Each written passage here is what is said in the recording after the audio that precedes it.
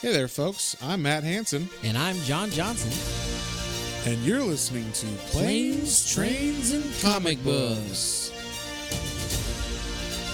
The podcast where we discuss favorites we've reread, both classic and new comics we want to read, and everything else in between. And here's the comic we picked this week. Hey there, everybody. Welcome back to another episode of Planes, Trains, and Comic Books. Today, we are covering the big series that's coming out this year, or this week. Yeah, in, this should movies. coincide with the theatrical We're release. actually coinciding for once, and we do it every now and then. Yeah. But, you know, we caught it in time. We're doing The Eternals by Jack Kirby, the original Eternals. Conceived. Conceived by Jack Kirby. So this is funny. I was telling John about this. When you look at the first title page of this, it is very obvious that Jack Kirby's like, fuck Stan Lee, because he literally says, like, conceived, written, and drawn by Jack Kirby. Like, any idea that anyone else had anything to do with this bullshit, specifically that motherfucker Stan Lee, he didn't do shit. So, yeah, I thought that was funny. Stan Lee put his little stamp in the top corner saying, like, yes, this comes from Marvel Publishing, Yeah. and that is it. Yeah, that's it. So it was an interesting time in comics. This was from the 70s, and this is actually his return to Marvel because he got fed up initially with, I guess, Jack Kirby and Marvel. And at the time, you only had another, like, couple places you could go, and one of those was DC. So he went over to DC and made some awesome fucking comics over there. He created such characters as the Demon Etrigan. What else did he do? He did all of the Fourth World stuff, so all of the New Gods and Dark Side and all that shit. That was all him. Hell yeah. He wrote a bunch of Superman, and it was just cool shit that he did. So, yeah, basically created made his own little stamp of awesomeness over there at DC. And then I don't know exactly what happened, whether there was a falling out or just he, I think it was like, we want to go in a different direction. And he's like, well, I'm not done with my thing. And they're like, well, we're going in a different direction. And he was like, okay, I'll just leave and go back to Marvel. So he came back to Marvel, and he, like we said, he had been doing the New Gods over at DC. And he was like, and this is conjecture. I don't know if he actually did this and was like saying this to himself, but it is him being like, the Eternals are kind of like the Marvel's New Gods. Now, when I say that, there's not like a direct link or direct copy of it or anything. He actually went out of his way to create his own new mythology for Marvel that is specifically for Marvel. Like, it's not like a direct copy or anything. So. No, it's just, I get what you're saying. It's like, it's Marvel's version of this, like, outerly, like, godlike characters. Yeah. Well, it's kind of like if you think, so Marvel had Spider-Man, and then like Milestone created Static to be like their Spider-Man. Yeah. Well, he's not Spider-Man at all. He's just like a young character. Yeah. Like and this is his, like, I'm going to create gods in Marvel like I did in DC. And this is his Marvel version of gods. So, I liked this as far as like it all is like Earth based, whereas the DC stuff is all outer space based. So it's like that's what separates it. I think a lot of this takes place. A lot of the art and everything is very like Mayan, Incan, Aztec-y. Yeah, all that Mesoamerican kind of Native American stuff. It's fantastic. Like, yeah, I love the art direction in this one. I was looking back over just back to some of the characters he helped create, as far, because I know like he and Joe Simon did Captain America. Well, Captain America, yeah. Yeah, that's our like our favorite. That's our favorite. He created Captain America. Yeah. In fact, he was the one who did the punch in the Hitler's face. Oh, that's right. Yeah. And then like obviously him and Stan Lee did like the Fantastic Four, but when I was reading over some of it, they did that. But did he create Silver Surfer? Is that just his? No, because they were writing it together. So that's all part. Okay. Yeah. And then Black Panther, is that just his, or is that him and Stan Lee? No, that's him and Stan Lee. Anytime you create a character and you have a writer on the book, it's a co-creation. It's a co-creation. Okay. Now, depending on how you ask that. Oh yeah. No, for a while that wasn't the case. For a while it was just Stan Lee created these things. Yes. And then Jack Kirby and other people were like, fuck you.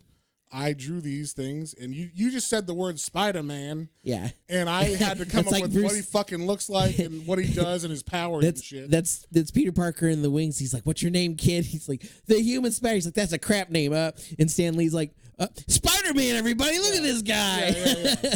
Well, it's even worse than that because there wasn't even he just names it out of nothing, and then or I'd say it's more like it's like Steve Jobs being like, "What if you could make music in a box, like in a pod that you carried with you, an iPod? Design it, come up with it." And then you're not the creator of the iPod. He is. He created the word iPod, or like the idea of what it would do, but you had to design, create it, figure it out, like make it fit in the palm of your hand. And you don't have any credit over that. And then he puts his little signature on the box, and it's like, iPod by Steve Jobs. I made this. All me. Yes. So there's very much that aspect of the early creator rights thing. So Jack Kirby was like, fuck you, I'm doing this myself. Not for this. Not when he came back. This is Jack Kirby. Also, Eternal. The reason why he went to DC is because they had better rights stuff. At least, I don't know if they did it this time, but right around this time, you had a lot of the same creators that were writing like Batman and stuff. They were like kind of the new ilk, and they were like hippies. So they were kind of like, no, everybody gets credit for this shit, man. And they started like their own writers and artists like creative thing. So DC actually historically and continuously now has had better like rates or better rights stuff for people. Like when you create with them, you have more rights over things generally.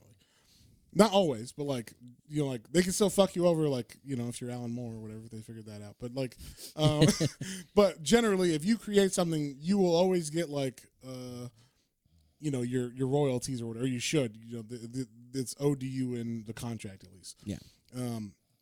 Keep in mind, all this is contracts, so whether you actually get the money or not, I don't know. But but in the contract, you have a better version of rights or whatever to you. So, and then I guess Marvel had to follow suit somewhat, but they're still behind as far as that's concerned.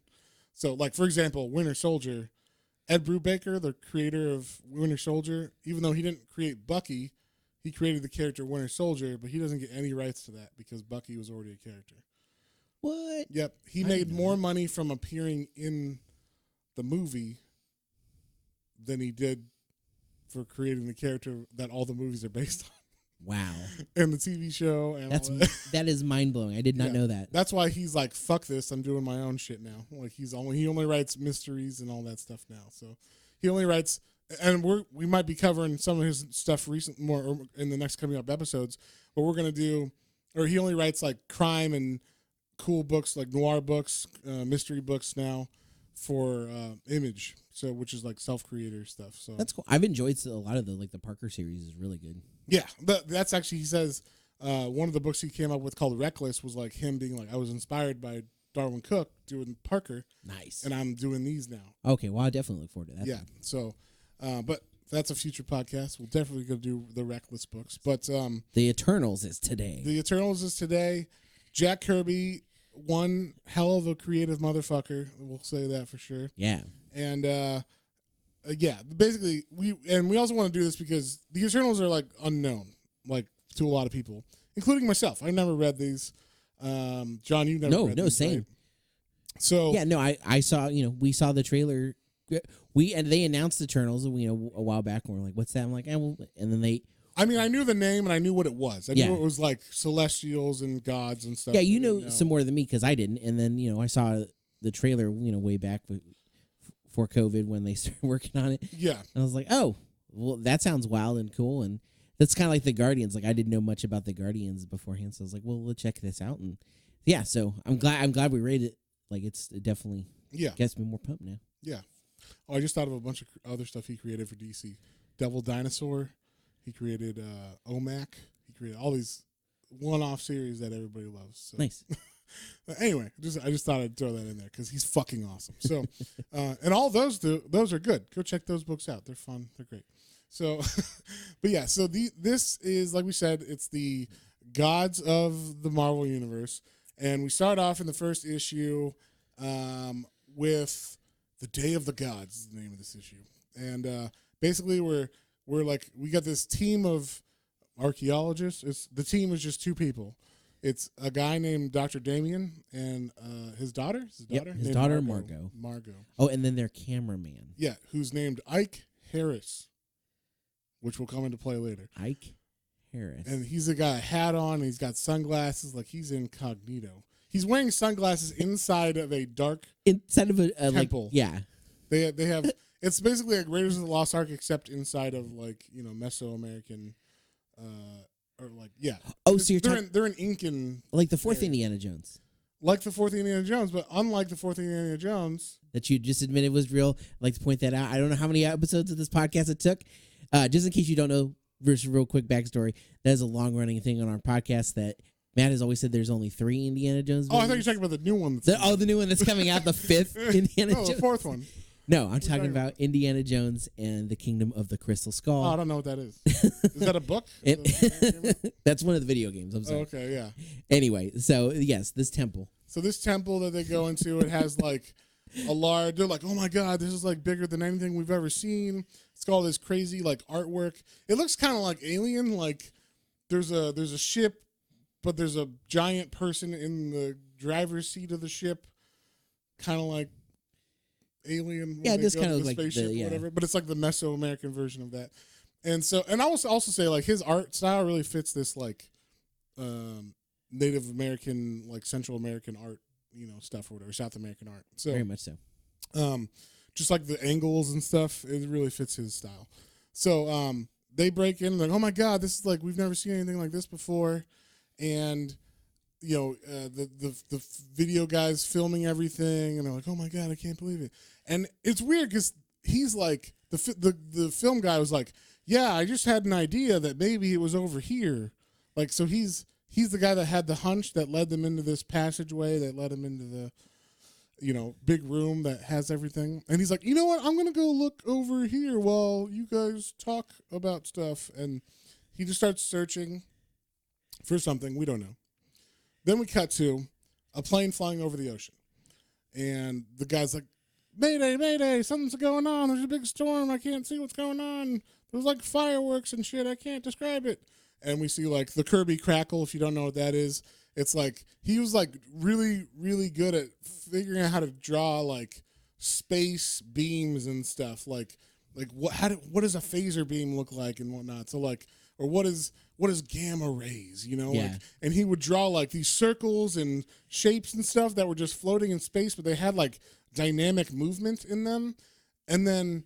But they're just like black dots and shit. But he would draw them in a certain kind of array that made it look like things are happening or things are going on. So it's called Kirby Crackle. I didn't know it was called Kirby Crackle. Yeah, so he's got all this Kirby Crackle going on.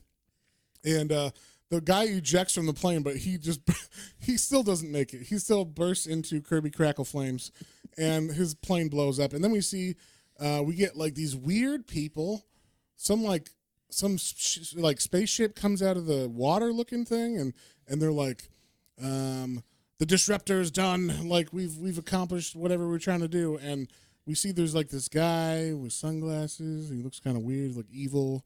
And kind of looks like a pink Thanos a little. Yeah, a little bit like that. Just to give you like, if you were just listening. Yeah. And he's talking about like, it looks like basically they're on the ocean floor and they sent up this thing. And these are people called the Deviants. And they're like the Deviants are. We're not going to explain exactly what they are yet, but they got weird names. One of them's named Crow. He's like the main guy that we are with in this first 6 issues. He's kind of like the main. He's the number 2 guy. Yeah, we'll call him the enforcer character. There you go. Yeah, but there's a dude named Toad. There's a dude named Nat. There's a dude named Dog. They're all named like kind of after like lesser animals, we'll say, or whatever. Like not less. I mean, we'll say gross animals. They're named kind of unsavory names because part of their culture that we'll learn is that they're all kind of unsavory characters because of their characteristics. They all are very kind of deformed looking creatures. Yeah, they all have like different looking features as well. Yeah. They're all just like, they don't look, some of them look more humanoid than others, and they actually make fun of the ones that look more humanoid. But like the ones that are more deformed or whatever from a human shape, they're like that toad is the king, and he looks more like egg or something, like a giant egg that's rotten. He's green and everything, so, and his face is all like spoiled looking and reptilian or something. But we don't know what's up with them, but they're like, we need to send a spaceship to the Incan area stat or whatever, or not a spaceship, a sea ship. Yeah. Because they're under the water. So it says this is the fabled city of Lemuria, which is, I'm assuming, kind of supposed to be like Atlantis, but probably Atlantis was off limits because at this time Conan and Kull the Conqueror were being published by Marvel as well. Yeah. So they're like, well, you can't use Atlantis because those are in those books. So you have to come up with your own thing. So he's like, okay, I'll Lemuria. All right, there you go. So there's a water ship that shoots out, and like they're going to, Crow is going to specifically the Incan area that the explorers are in, and they don't know that this is happening. Margot and Dr.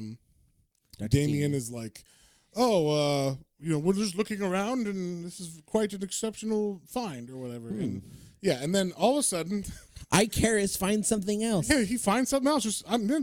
This cameraman is really good at finding shit. Icarus, you're amazing. Yeah, he finds a window into the fucking space. Like, he finds a window into the planet, the celestial bodies surrounding Earth, and universes and whatnot. It's literally a window that looks like a telescope, but like way farther into space. Turns out it is a beacon, and that is actually what the Deviants were like. We need to get us our ships there. We need to get there before the beacon is turned on. Well, Icarus turns on the beacon before they can get there, and a ship gets called there or whatever. So a ship is on its way. Then Dr. Damien and his daughter are like, hold on a second, you aren't Icarus, are you? You're not who you said you are. Like, how do you know all these things? He's like, you're right. I am not Icarus.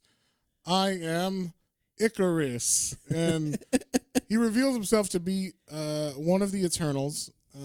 I guess the one that, I don't know, like, was supposed to start this thing. They don't really say like why he starts it, right? No, not specifically. He's just with these people. Maybe they were going to discover it, and he just wanted to be there to help them do the beacon, or else the Deviants would kill them or something. But, So Icarus is this new god. I'm not new. I'm going to say new god because I'm sure is this eternal? Is this eternal? And he's helping them. But he's like, I am not one of your species, but we are related in many ways. And so he kind of gives a giant history of what's going on. So this is where we get the myth of what the Eternals are, what the Celestials are, what the Deviants are. This is where it gets a little wordy. Yeah.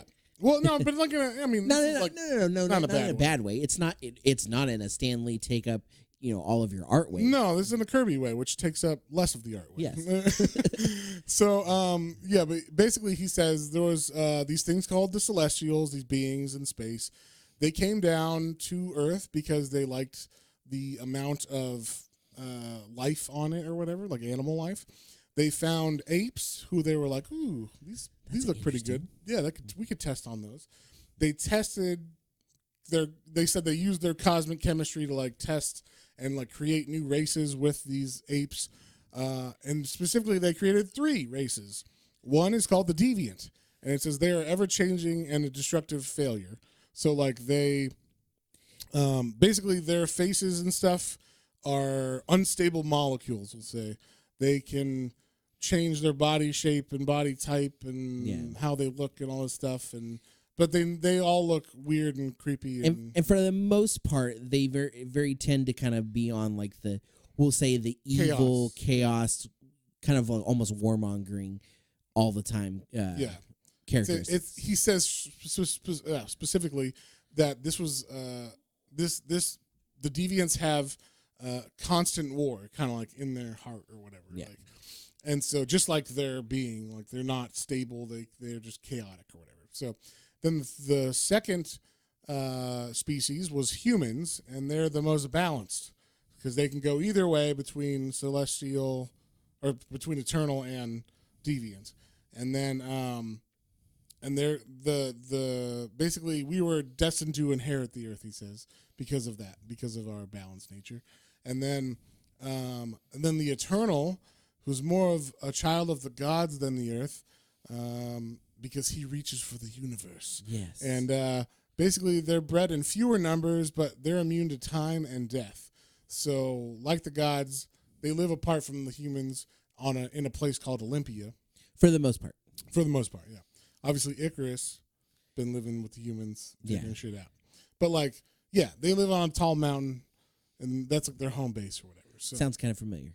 Yeah, a little bit like, and I think he meant it to be like, hey, we're going to basically, I'm going to relate this to actual mythology. Yeah, Tim. That way it grounds it in Earth, kind of thing, humans and stuff. Very much so. So, of like who would the Greeks worship? These Olympians, so like, but they call them different names or whatever. Although their names are similar. Similar enough, yeah. So, I will say the names, like we have Icarus, obviously, is this guy. Then we have like Ajax, Cersei, Makari, who's supposed to be like Mercury. Yeah. And Zaros, which is supposed to be like Zeus, yeah. and Athena and Domo. So like they all have kind of like Greek-ish names. And then we find out in the history of this stuff that the Deviants, because they're so volatile, they clash with men and kind of subjugated men. And then the Celestials came back and they were like, no, this ain't cool. So they actually flooded the earth, and that's like kind of like Noah's flood kind of thing. But that's when Lemuria got sunk under the ocean. Yeah, because that's basically their. I mean, they learned to survive there, but that basically like pulled the Deviants and the humans apart from like living in close proximity. Similar areas. Yeah, because otherwise humans would be either wiped out or would be a constant war with the Deviants. Kind of thing. So yeah, that's basically the history of the two or of the three, and Celestials now have been called by this beacon that Icarus started to come back to Earth. So Papa's coming home. Why? But why? Yeah, but why? So the Deviants are like, fuck, we got to get there before the beacons, trigger fully or whatever, and they're already too late. It's already triggered by the time they get there. And but they still fight. They still have a little bit of a battle with Icarus. He gets to show his powers. We see his eyes are goddamn yellow eyes, which I thought was funny. I was like, whenever I see yellow eyes, I think of Christmas Story, where he's like, he had yellow eyes. Yeah. God, I swear to God, yellow eyes. But he's got yellow eyes, which sets him apart from the humans, obviously. And he has beams that shoot out of his eyes. He also can like create force fields kind of things. Yeah. And so he does that to block what they're doing. I thought this was funny. While he can create force fields and stuff to block energy beams, he cannot block sheets that get thrown over him because they shoot a black sheet over his sheet face. Gun. Yeah, basically. They're like, you can't get out of this, and they shoot a shroud gun over him, or a shroud over him. I'm sure it's some kind of magically shroud. Sure, yes. It's deviant technology. Yes, says. And so they throw it over him so that he can't use his seeing powers or anything. And although I thought it was funny, the Dr. Damien's like, don't worry, I'll keep him off with my 6-shooter.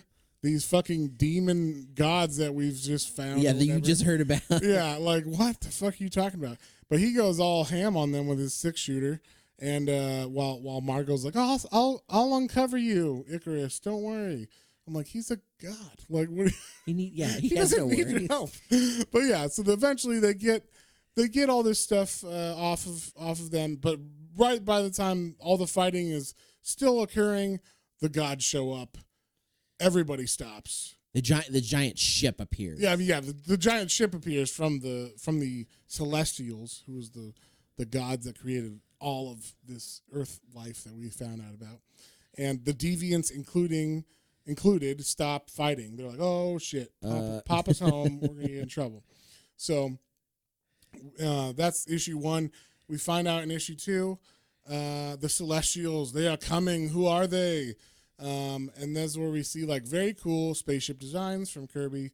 He always has like the best spaceship shit. So, but if you look at his spaceships and stuff, you can totally see like the Miracle Man ships and stuff. Oh yeah, the way that they draw Miracle Man flying, all that bubbles and shit that come off him. It's their version of the Kirby Crackle for sure. He influenced so many artists, and he really figured out how to make stuff look dynamic on the page and whatnot. Not just someone standing there and talking, or a ship just hovering or whatever.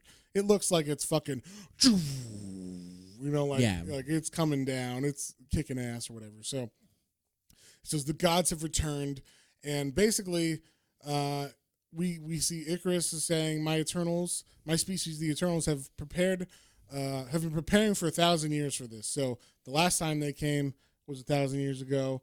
Apparently they knew the Incas, which is how they had this whole thing, built for them or whatever, this temple or whatever. Yeah, that's why he knew this was set up there. Yeah. So, and basically they're like, we gotta get the fuck out of here. Like the Deviants, we gotta get the fuck out of here because we're gonna be in trouble. We're gonna get fucked over again by the Celestials, like we were when the flood happened, kind of thing. And so they leave. Kind of by force, because the lightning starts to kind of happen from the ship coming down, and everybody's kind of forced to leave out of this thing.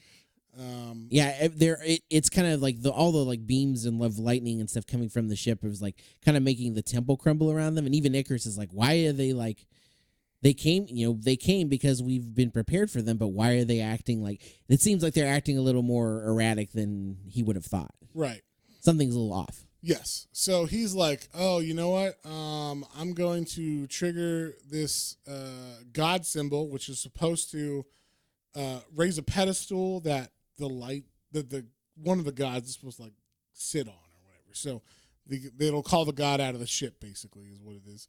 And so he does that. And when he does that, we also get the next new god, not new, goddamn, I'm going to call him the next Eternal. The next Eternal.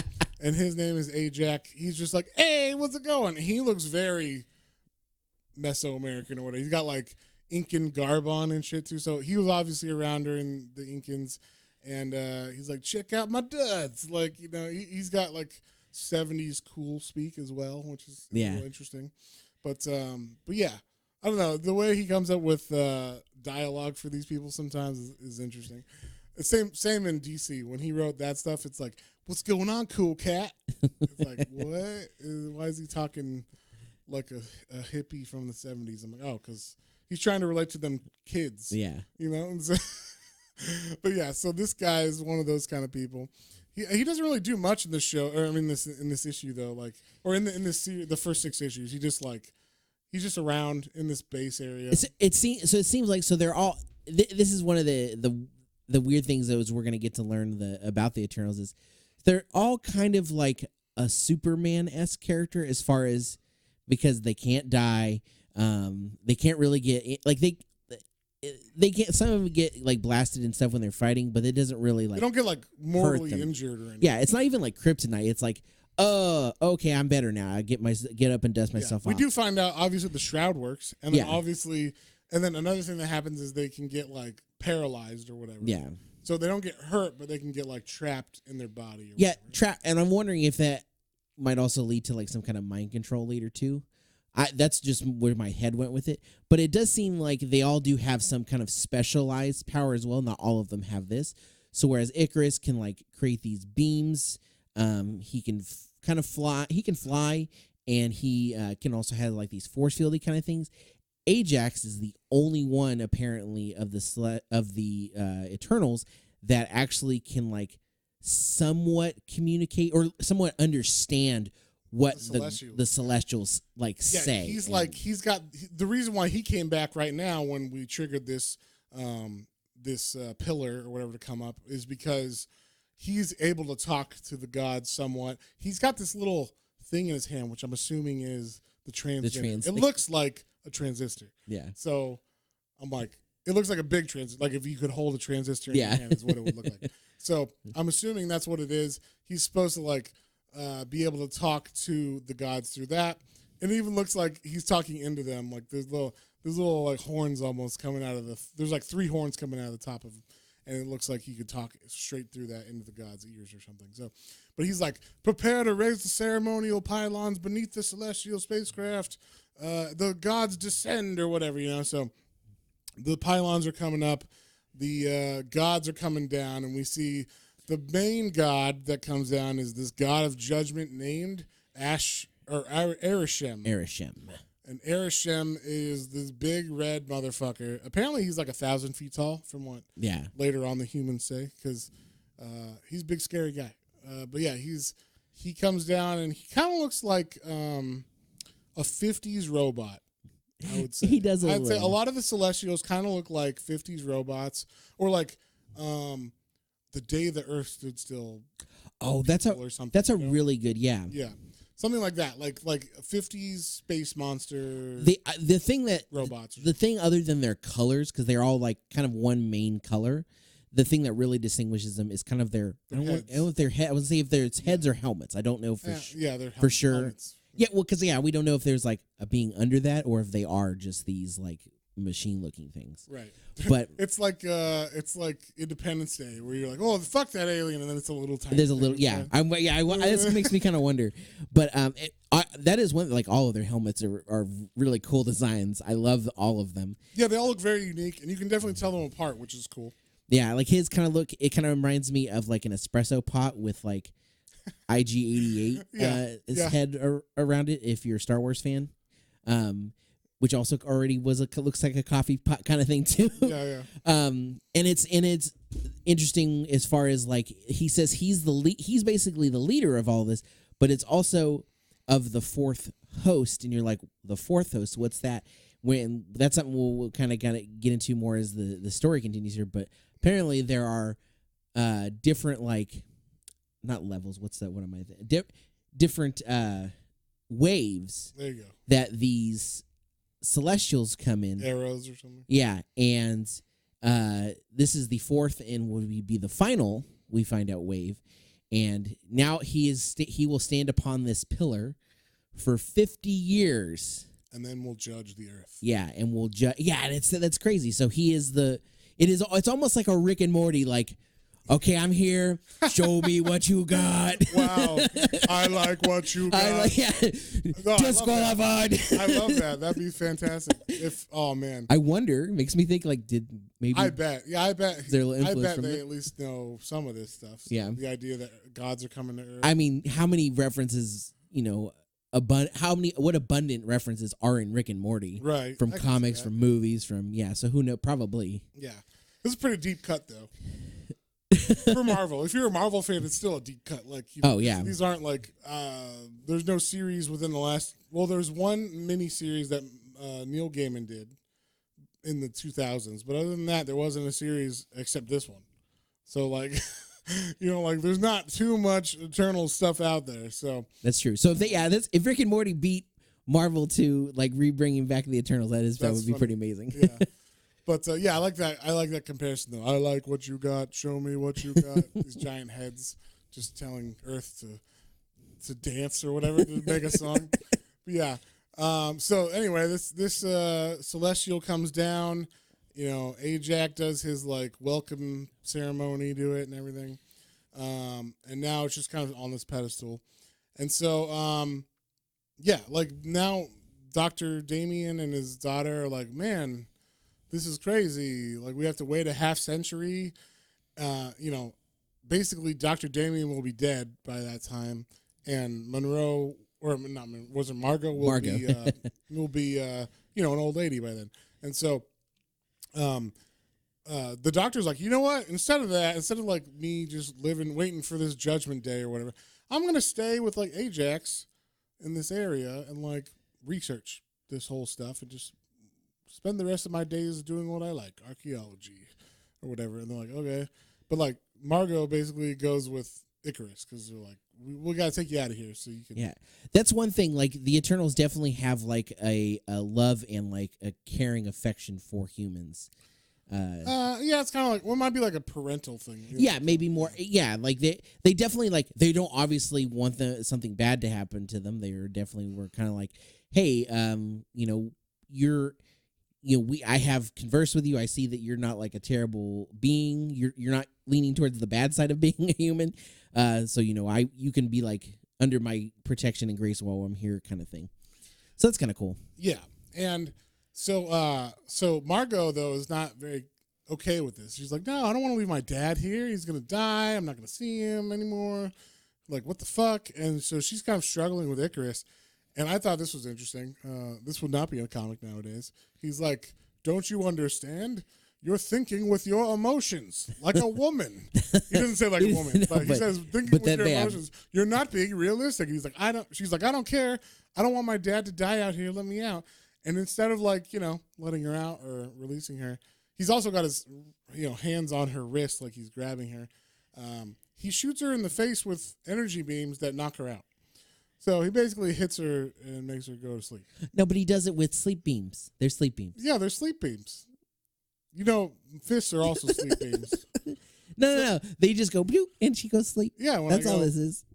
It's not the same. I got a sleep beam too. It's called right hook. One of these days. Yeah. But yeah, she just passes out. He's like, all right, at least I saved her from all this craziness or whatever. So he's flying her out of there in a plane. And then we cut back to the Deviants because, like we said, they all left in fear. And I don't know what's going on here. But Crow looks like he's getting tied up for something else. Oh yes, no. He's getting punished, but yeah, it definitely looks a little. They are called the Deviants, so it's a little kinky if you know what I'm saying. But basically, Toad is punishing him for running, I guess, or not stopping. Before, not getting there before the beam was sent. And but he's got these weird like tubes that are wrapped around him in a very hentai-ish way, we'll say. Yeah. And so yeah. You're like, where are the tubes going? They're wrapping around in very distinct areas, Yeah. Mm-hmm. But I don't think Kirby meant it to be like that. But sometimes things in these old comics look bad or whatever. So because they didn't have dirty minds like all of us nowadays. Well, except Wonder Woman tying people up with her lasso. I mean, we all know why that was created. Well, we know why he did it, but I don't know if the readers were necessarily into it like that. Oh, some of them probably were, but I think the kids were like, "Oh no, she's tied up again." I don't know if they were like, "Oh, she's tied up again." But anyway, yeah, the Toad is angry that Crow did not do a good job, did not stop this thing, but then we cut back to Icarus flying the plane. And he starts showing off. He puts on his fucking Icarus uniform.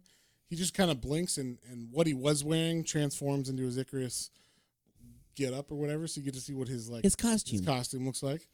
And it looks a lot like New God's costume. I'm gonna say he looks a lot like Orion. Just gonna say that outright. I don't know if anybody knows who Orion is from the New Gods, but he looks a lot like Orion. And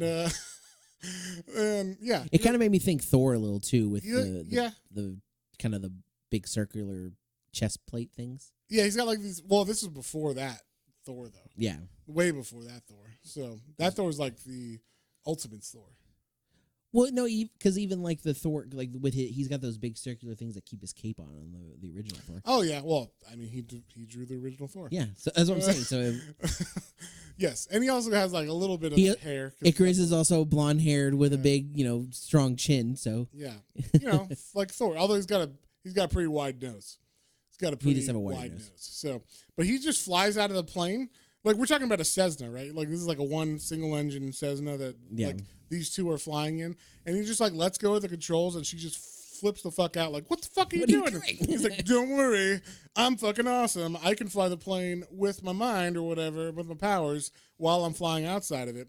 He gets a little, we'll call him like cocky or whatever, Then out of nowhere, the Deviants come and they shoot him with a beam that like knocks him out.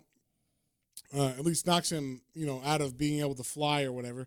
And then he's got to get back in the plane. He's like, oh my God, I can't believe it. Like, Eternals can be hurt, but they can't die. Like, so he gets kind of like winded, we'll say. He gets the wind knocked out of him by this beam. And then we find out another power he can do. He concentrates a bit while they're like about to shoot him, and he blinks them out of this part. He like transports them. I was gonna say it's kind of like transportation. It made me think of Dragon Ball Z, like instant transmission. Like, yeah, there you go. He just thinks himself somewhere else. Yeah, so he thinks them to New York, basically. Yeah. And so they fly to New York from wherever the fuck they were in South America. Somewhere in South America. I guess Peru or whatever. I don't know where's the Incans at? Is it Chile? He said the Andes Mountains, so it's got to be Andes, Chile. yeah. So, so they're in Chile and they teleport to New York, and the Deviants are like, fuck. Gotta fly to New York. That's like 20 You know how hours. much gas that is? Yeah, you know how much gas? Do you know how much water it takes to fly to New York? Whatever. Yeah, so whatever they use for fuel, they got to fly all the way up there. And so they get to New York, and then he's like, hey, while we're here, I'm going to leave you with someone because like I got to like take care of some shit. So he takes her to a friend's house, he says, and we get introduced to the third celestial that we see, or not celestial, god damn it. Eternal. The third Eternal. I'm gonna call them that because it's just everything except what they are. Everything is DC to me. I'm sorry. So, so we get the third Eternal. Her name is Cersei, and she's like immortal and everything, just like him. But her powers are like magical. So she's like a sorceress. Yeah, and she also she's kind of the artsy one. She's a dancer. She's dancing as they walk into her hotel. And I don't know. She's just kind of a different kind of god or whatever, or demigod.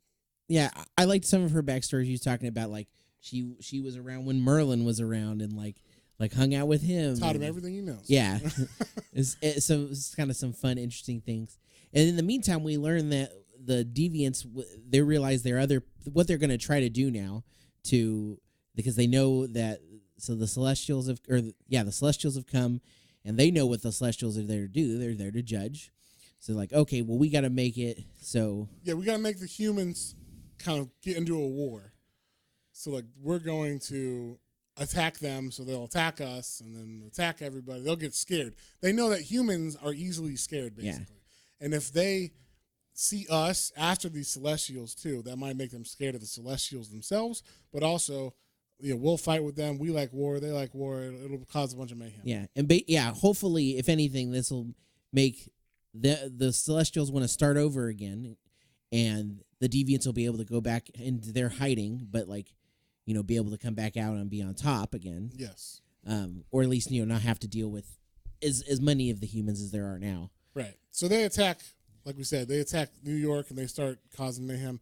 They attack them with these. Things called mutates that are basically like, if you are a fan of Power Rangers, putties, basically. They just can create these mutant-looking things. Yeah, they basically like, hey, we need something to fight stuff. They're like, here you go. Here's these mutates. So they start fighting Orion. No, right. I'm going. Good God, I am going. Icarus. Icarus. I'm going to just fuck this up horribly with the new gods. That's fine. I want to make one other cool little comparison because part of Crow's plan. That he said with it was just because of all the earthly references that Kirby's was putting into this. He said oh look, and he puts horns on him because I told you we said he's kind of pinkish, so he grows these horns almost kind of like demon horns, kind of Hellboyish, a little smaller, and he's like, oh, I'll make them think I'm a demon from their hell or whatever. Yeah. So that really freaks them out. Yeah, they'll get scared and they'll have to want to attack and stuff. Yeah. So I just thought that was another nice little nod that he threw in there. Yes. So at the beginning of this fight, we find out another thing that can disable an Eternal is something called. They're gonna blank him out. They say, and they have what is it? What is it called? This thing? It's called a brain mine. They call it, and it's like a little symbol that shoots out, or we'll call it a device that shoots out of a gun, like a microchip or something. Like it's stuck in his head and just makes him go to sleep. Yeah. He's like trapped in his body, can't do anything.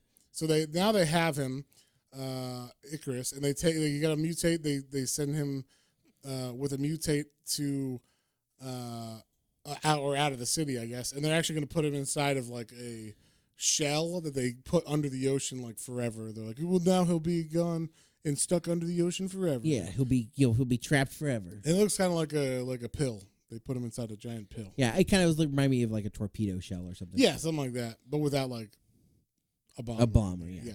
So he's under the ocean now. It's like the Spock torpedo from Wrath of Khan, where they put him in and then they shoot him off. Yes, and so very much so.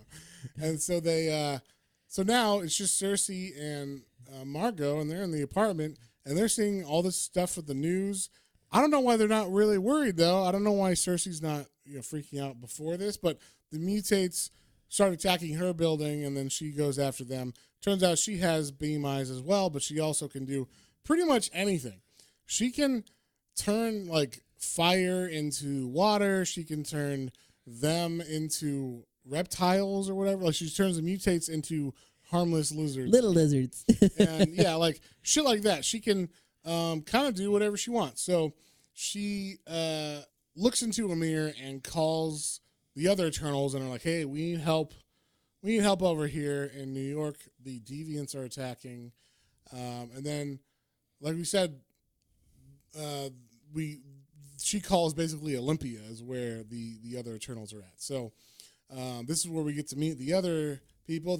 We meet Mercury. That's who she's talking to, and that's who Mercury is supposed to be. So what's funny is I thought there's someone named I think Mercury in the New Gods as well, but it's I think it's pronounced mockery, and it's supposed to be like mocking. Okay. So it's like one of the evil gods or whatever. And in this, I I was like, oh, it's mockery again. And then I was like, no, it's supposed to be Mercury, like Mercury. Like Mercury. So it's supposed to be like the god of speed or whatever. Yeah. So he's confusing me on these things, okay? So anyway, she calls Mercury and tells him, hey, they're attacking. We need to get some more Eternals over here. And he's like, oh, okay. So he goes and runs to people and the other gods or whatever, and in the meantime we see like the mutates are really attacking New York. It's funny because they mention this later on that no humans were killed, of course. It's just property damage, no harm done. Yeah, and they make sure of that for a specific reason at the end of this. But I thought that was funny because they're showing like buildings being attacked and shit. It's like, well, someone had to be in that room, No, they were at work, I guess. So, yeah, but we see the police come into this too. The police got fucking Tommy guns and shit and everything. So they're just as well. They got revolvers too, but they also have like BAR rifles and stuff. So like they're well armed against these people. And so, but you get to see what Cersei's powers are fully because even what's his face Crow grabs her with his hand on her face, and she's like, I'm gonna change your hand into something, and she changes it into a stump of wood. So she's able to like even change deviants into whatever the fuck she wants, not just mutates. And so yeah, it's like the fuck. And then he is able. Oh no, I'm sorry. Then we cut to back to the Mercury guys and everything in Olympia, and we meet the rest of the Eternals, who are Zaras, who's like the head of them. There's like Zeus, Athena, and Athena specifically. He's kind of like Athena, but yeah. I said Athena. I thought you said Athena. I probably said and then Athena. Like, excuse me. Sorry, my bad. It's his fault for making it so close. But basically, Zaras is like, oh no, this century of world wars, mini wars, and guerrilla wars. Are we now to revive a cosmic war? So he's worried that, we're going to cause a cosmic war with the Celestials.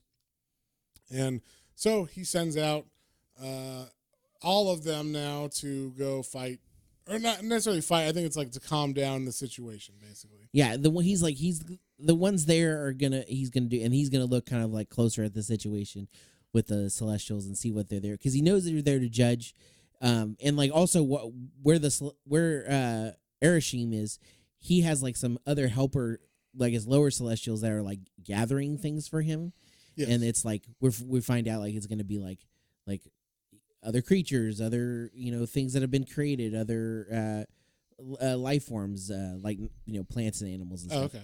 And it to like, I guess he's like looking at everything that has been Earth. Produced. He's gonna judge everything. Yeah. What kind of weed you guys got? That's what kind of drugs have you guys come up with? Yeah.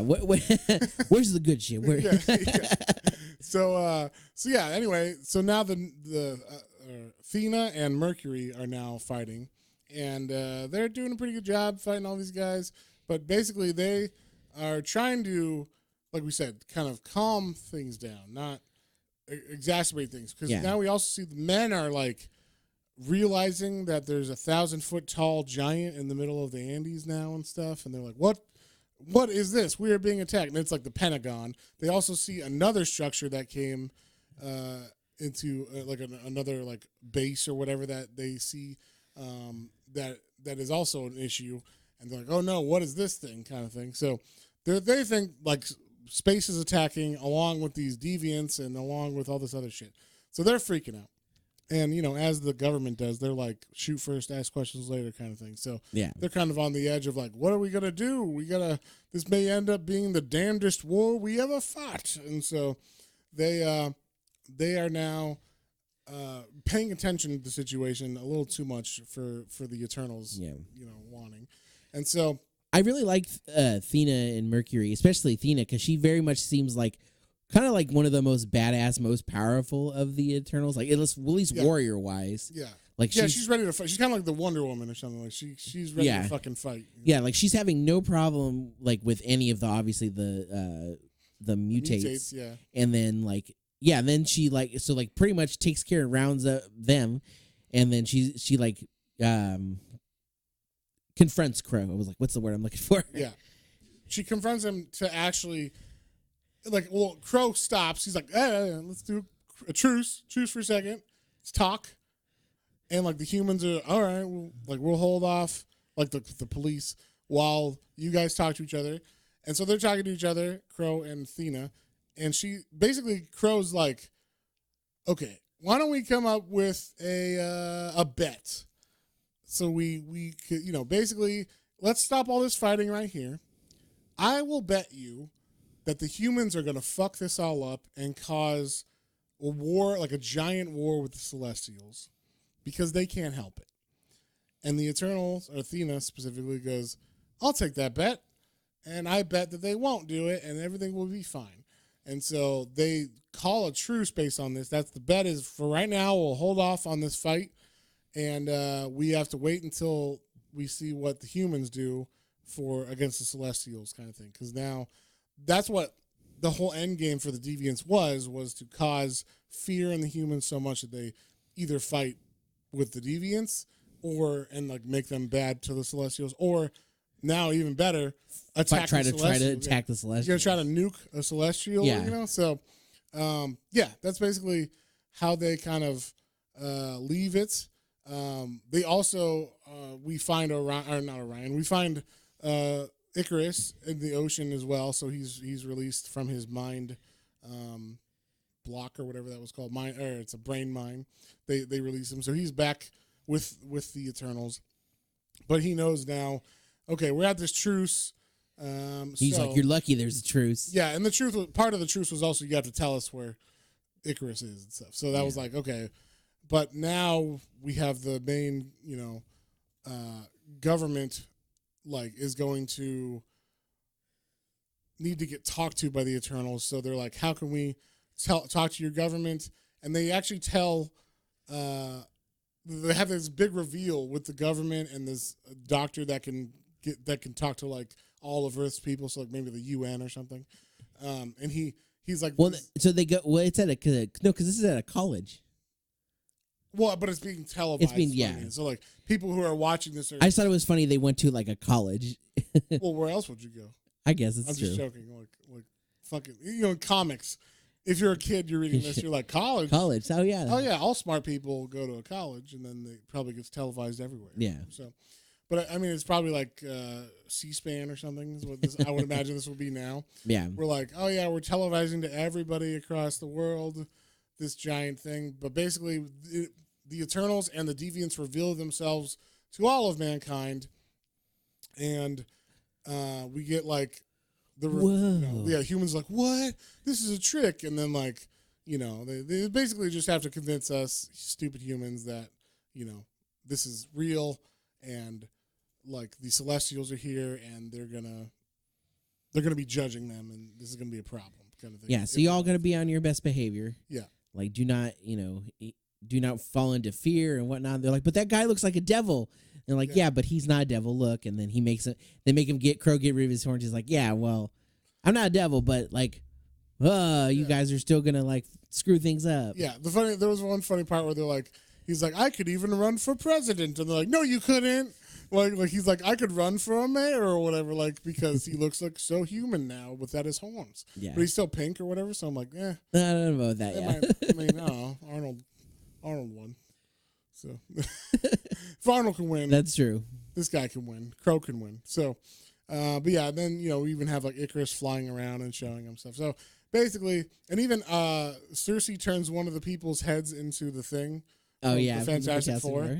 He's like, hey, I look like Ben Grimm. I was like, that was funny, I thought. But yeah, so they just show them things that are going on, and then we cut to that other spaceship that they found in the middle of the mountains, and it opens up, and there's even another celestial called Gamenon, who's of the fourth host as well, and now. The people that were there, who were the government people sent to look at that ship, they get killed by this giant. Well, they get captured by this giant. Is it captured? I thought it was dead because they point their guns at it, and then it's just like, report, come in. Report, yeah. So I thought maybe he smashed them or something. Maybe you're right. He just picked them up and they dropped their guns and radios. I think so. I think because he's collecting things. Oh, okay. Oh, he's one of the ones that's collecting. Gotcha. So yeah. Gamenon. He is one of those collectors. So, and that is the end of this first story arc, the introduction of the Eternals. And we're going to stop there for this episode. John actually read up to issue 11. So if there's anything you want to add, that was cool. I'll just say in general, like we do get a little more like, so they are collected. They're going, they're collect them and they're bringing these pods to Aramesh. And like Ajax and Dr. Damien are like looking at one of the pods, and Aramesh is like, yeah, go ahead. And so they open it, and it's those guys, and they're like, whoa! They all pop out, like, where were we? What happened? What the fuck? Yeah, and they're like, oh my god, like there's another one of those things, and he's red, and they're like, yeah, and Ajax is trying to explain, and Dr. Damien, backing him up, he's like, no, I'm human, and blah blah blah, and they're like, well, we're agents of S.H.I.E.L.D., and we were here to like investigate and like figure this out, and like obviously these guys are like very much like that. Yeah, we're gonna fight them or whatever. These guys are obviously here to kill us all. And yeah. Ajax is like, no, that's not what it is at all. And they're like freaking out, and then because the area that they are in, it's like protected because Ereshkigal is gonna wait there for 50 years or whatever. So they're like, how do we get out? And they're like, you don't get out. That's why they brought you here. They're like, no. And so they're like trying to figure it out, and they do shoot something at him. Obviously does absolutely nothing. Yeah, off of him. Nothing at all. And Ajax is like, you know what? You guys are probably better. And he hits the little thing, and they disappear and go back into the little pod. And they're like, those guys are not the best humans to be out here right now. Yeah. They need some time out. And so the last thing I will say, this whole first book ends on a cliffhanger too, because we learn that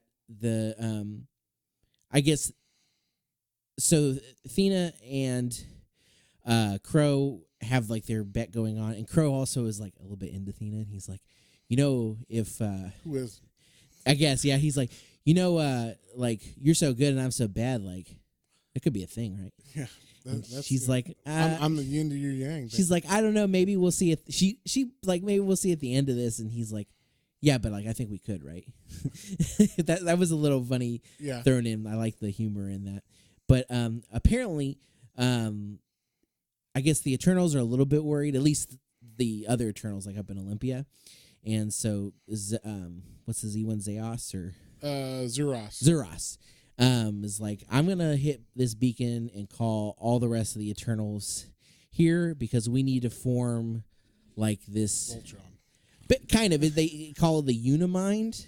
Right, it's like a council, probably. Yeah, and that's kind of where it ends. And because I was like, I don't really understand quite what the Unimind is yet, but I'm like, obviously, it's something to like. It's like my understanding and kind of piecing things together is that it's going to be an extra help on the back end to make sure like the humans are like, because we'll fuck shit up. Yeah, I think that's what it is. It's I mean, like, just you can bet case. on us, but we'll fuck shit up. But yeah, on accident. There's enough of it. Yeah. So yeah, I think we all know we're gonna fuck it up. Yeah. So like, I wanted to keep reading just because like I felt like this falls into that like it's that intro, so you got to get all the main information. Right. And I was like, I need a little bit more to go off of. Like I was like, this didn't quite give me quite enough, so that's why I kept reading. Okay, cool. Well, yeah, I was appreciative that you did read so far. I was like, this is a 6-issue story arc. Why did you read further? So, but hey, that's why I'm like, hey, fill us in for anything cool that happens later. So it's nice to have that little info to know how it goes. But yeah. So what did you think of this, John? And what would you give it? So we kind of talked about this coming into it. That you kind of got to grade these old ones on a curve. Yes, this is from the 70s. This is a different writing style than nowadays stuff. So. Yeah, like this is not like nowadays, especially in this like instant gratification TikTok world. I'm just kidding. Not obviously we weren't quite as bad in our 90s and 2000s comics, but in general, it's like we still want a little more action, a little more fast paced, and so like I had to put that aside at first when I was reading, because I was like, oh, this is a lot of like background explanations. Like, okay, I get it. These were actual comics for children. Yeah, is what it was. So, and that did remind me about what you said about like Marvel really having to be like, let me hold your hand, and like, because each issue was like, just in case you don't remember last time, this was like the basic generic of what happened, and then it would go into it, and then the next issue again right at the top was like a paragraph of like, in the last episode, the Deviants and the so it's not made for trades. This is made for monthly reads. Exactly. So taking that into consideration, it's Jack Kirby. The art in this is fantastic. If we were just grading this on art, I would give this like a 9. Yeah, no. and anybody that doesn't like appreciate and like look at the like detail and like again think about like, man, this is like his own unique style, that influence and and like all of the things that we got out of this. Like if someone calls this gobbledygook, I think. Okay, well, I'm gonna say this because someone's a fucking idiot. That's why. All right. So I was on. My brother sent this to me. He's like, "Hey, look at this." Apparently, people who are into the MCU but not comic fans, are looking at the original art of this, comparing it to what the movie looks like, and are going like, "What is this gobbledygook? It doesn't make any sense at all. It's ugly." I'm like, are you fucking kidding me? Yeah, are you the best, most famous artist of all time in Marvel history, possibly comics history, you could argue, and I mean, literally invented modern comic language of action and all this shit, and you're gonna sit there and be like, oh, his interesting, intriguing, different designs for Celestials and shit are. We can't figure out what's going on the page. Yeah. They're ugly.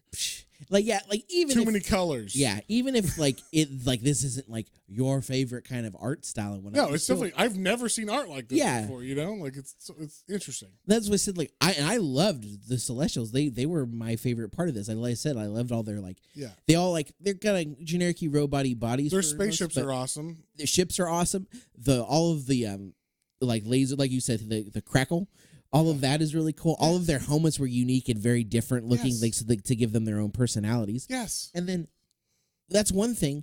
Every Eternal was uniquely different completely for as many as we're going to end up seeing. Yeah. Like, for whether like 8 or 9 that were introduced in here, every time they're on the page, I knew who they were. Like, they weren't like right. Everyone's got a different costume, a unique power set. Yeah. It's okay. But it also is familiar because they base it on kind of Greek mythology and things like that. So I appreciate that he grounded it on Earth mythology and things. Yeah, exactly. You didn't have to learn like that. That is one thing comparatively with some of the DC stuff that I've had to learn. New shit with I've DC, had to really learn some of DC. Like we've had to go back, thankfully, and I'm really appreciative of it. But we had to go back, and I had to learn some back history of DC to understand what's going on. Whereas with some of this, maybe there's a little bit of hand-holding, but like he grounded this in stuff that like most people generically understanding, like get a little bit of that with a history. basic education. With the U.S. public education system, you probably have heard of a little bit of this. Did you see Hercules as a child? Oh yeah, there you go. Did Disney? Did Disney, who now owns all of this, teach you those things? I can go the distance. What did the? He's a zero to hero. The music's just like that. Fuck yeah. Anyway, that was my jam. What do they say? He's like Hercules, like Huncules. That's right. So yeah. So anyway, with all that being said, John, what would you give this? So I'm again grading realistically too. You grade it on a curve, but also if you're going to hand this to someone, I will say this: I would not. And I also probably wouldn't reread like the initials as far as I understood. I would go forward from like when like the things actually start picking up and like what the big plans are. Especially if you watch the movie. I haven't seen the movie. I'm assuming the movie's going to introduce all these characters. So if you watch the movie, just start at issue 7. Yeah. So I'm going to give this a 6. This is as a solid. It gives me a good base to go off of. I know what the whole overarching plot of what the Celestials are there for. You know what the Eternals are there for. You know what the Deviants are. You know what the humans are. So like we know the mythology. Yeah, you got a good base in it. And the only reason I'm giving it 6 and not higher is because it's that again kind of opening ground setting. So there's a lot of you got to get through that. Yeah. But again, like I love the art and I definitely like. I'm curious enough to see where things go and like what, like, cause like you said, this is still like we're getting the movie now and whatnot, but this still is like I would say to the majority of public, very much like an unknown. Yes. Like unless you're a Marvel fan, like you don't. Even as a Marvel fan, I mean, this book. I remember when the first omnibus came out of this, and I was like, "What is the Eternals?" And they were like, "It's like the New Gods, but for Marvel." And I was like, "Oh, that's cool." And then it went out of print immediately because they only printed like 100 of them or something. And then and so I never got to read it, which is I just imagine you being like, "Oh, it's like the New Gods." Like, okay, I've read New Gods. Well, whatever. Yeah, I'm like, so it's the shittier version of the cooler thing I like. Okay, cool. Yeah, because Matt Hansen reading comics now. I'm a DC kid. Well, you're still a DC guy, but Matt Hansen reading comics now compared to when you like worked at the comic book shop, a little different. Is a little like you still read a little bit of everything, but you very much were like that what that kid stuff over there from Marvel is nothing compared to I mean, I'm still kind of that guy, but but I will. I have there's Marvel. I like the X-Men a lot. I like if you give me a good Chris Claremont X-Men story or whatever, I'm down. I'm down with that. We've read a lot of that X-Men stuff. So, you give me some Barry Windsor Smith on Wolverine story. Oh yeah, fuck yeah, I'm in that. So, or even Spider-Man. We read Kraven's Last Hunt. That's a fantastic fucking story. So, there are definitely runs of Marvel stuff that I like. I'm just, I'm a sucker for the DC stuff. So, but yeah, so you'll give it a 6. I will also give it a 6. I was thinking like maybe a 6.5, but that would just be for the creativity. Like you're changing Marvel because before this, I want to say the 70s before this might even predate like the space stuff for Marvel. So like, did it predate Thanos and stuff? I'm not 100% sure, but it might be what kind of spawned. It was all maybe at the same time or what spawned that space creativity later on, you know.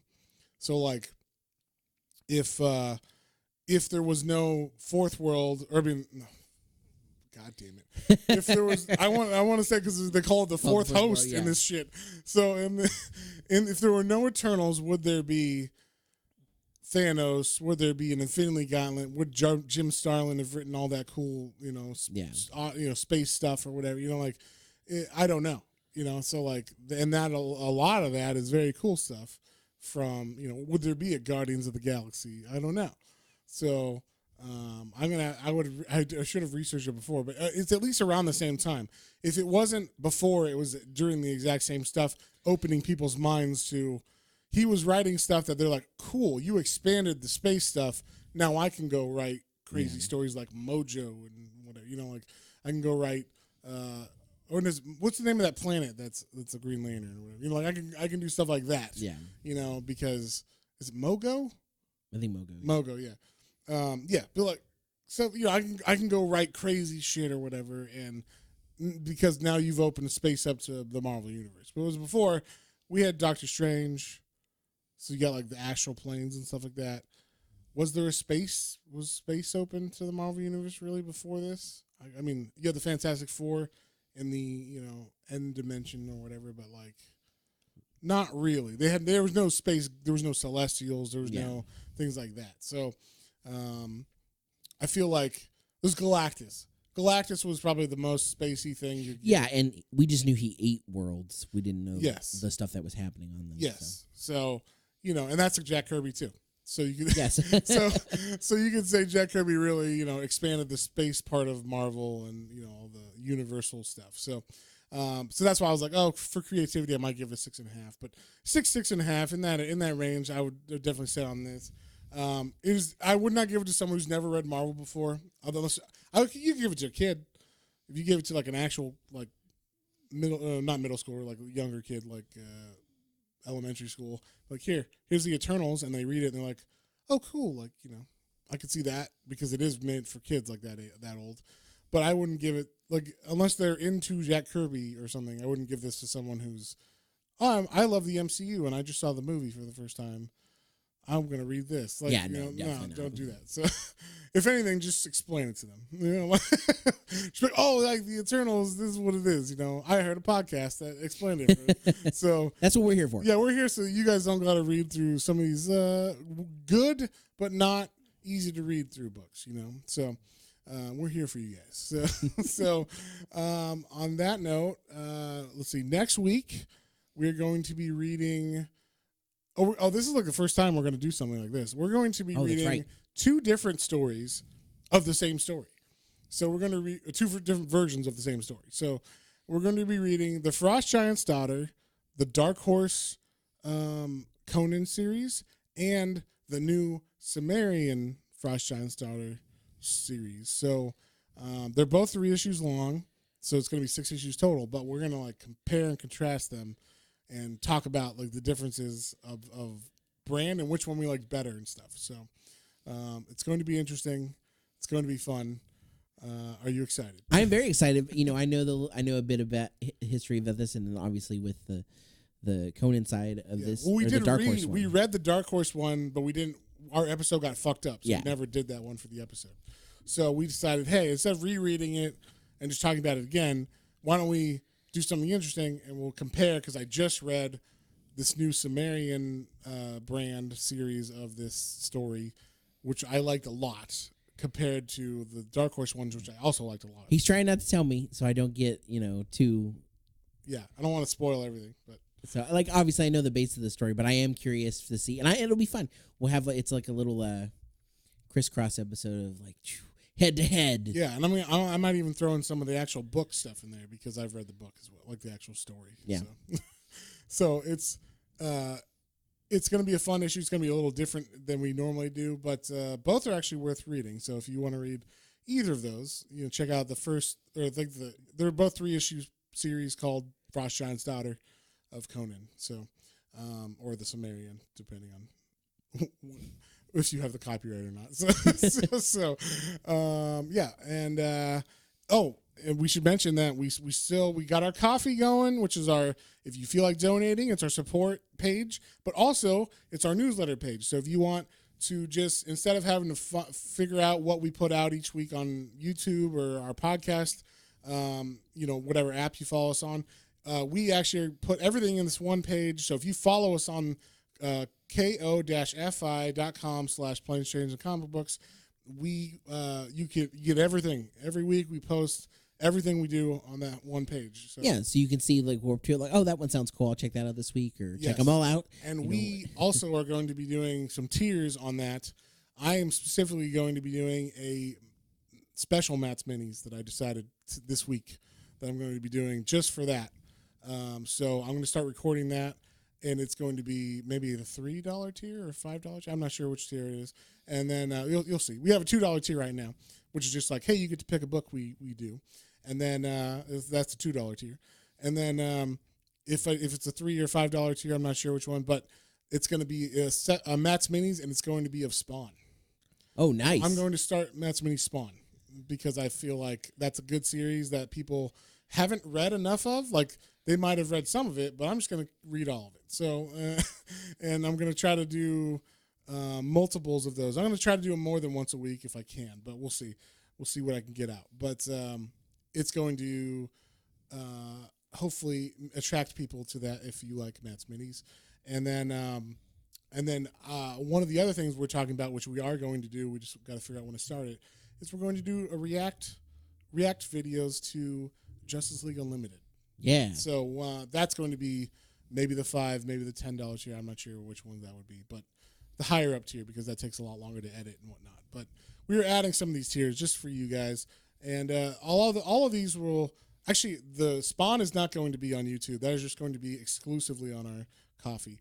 But the React we'll upload those later to YouTube. So yeah, smaller versions. We'll do the full React on Coffee. You can see the whole episode of our reaction, but we're gonna do like the edited versions for YouTube. Yeah. So so that's coming up. We got some things probably start maybe in the next year. I'm thinking we'll start doing these things. So, and if you guys have any suggestions of things you want or want us to do, or things you want us to read and stuff, feel free to email us at Planes, Trains, and Comic Books, all one word, @gmail.com. Yeah, and don't forget to check out our social media. We've got our Twitter, our Instagram, and like we say, YouTube. We've got a lot of exclusives on there. So yeah, make sure you like, share, subscribe, rate us on Apple. On whatever you're on. Yeah, whatever you're on, rate us. Rate us. I don't even know how to look at that stuff. I tried to look one time. I'm like, I don't know. We got a couple 5 stars, but I don't know how to continuously look at what it is on Apple. So yeah, I don't know. I'm bad at technology, but yeah. So we got some big stuff coming up, and we hope you guys enjoyed this one, and we'll see you on the next one. On the next one. Bye.